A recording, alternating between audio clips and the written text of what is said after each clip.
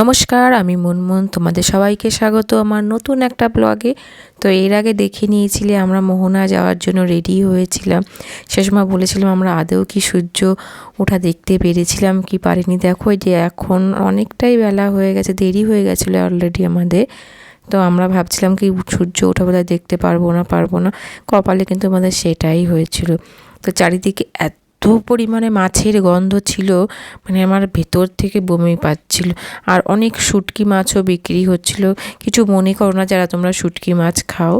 তো এখানে অনেক গন্ধ, যারা খায় না তাদের কাছে সত্যিই অনেকটাই গন্ধ লাগে, মাছ যারা না খায়। তো প্রচণ্ড কষ্ট হচ্ছিল গন্ধে।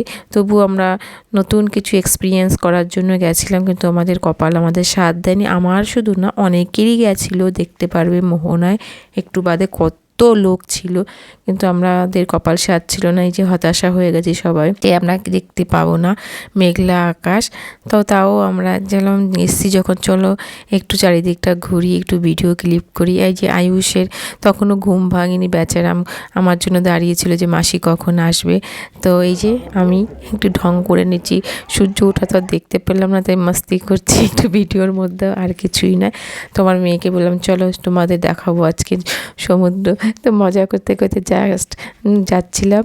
তো এখানে একটা চায়ের দোকান ছিল, আর চা দেখলে তো আমার ভাই আমার হাজবেন্ড বসে যায়। তো ওরা অলরেডি অর্ডারও দিয়ে দিয়েছে চায়ের জন্য। এই যে চাটা আমরা এখন এখান থেকে খাবো।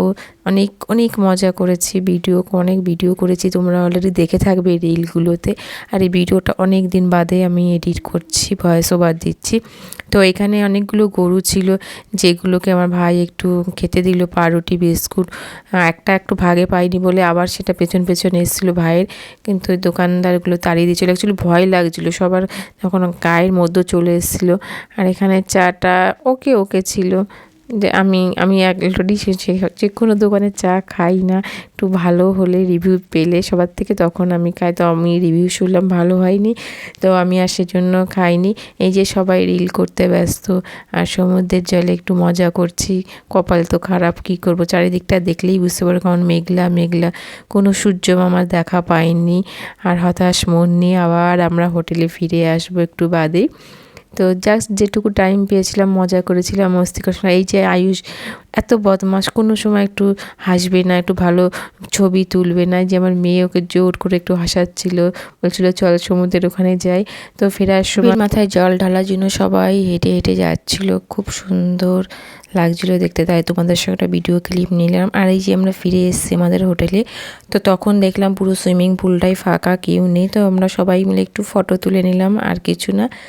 তো এই যে তোমাদের দেখালাম আমাদের মোহনা, একটা ব্লগ তোমাদের সাথে শেয়ার করলাম। কেমন লাগলো অবশ্যই কমেন্ট করে জানিও।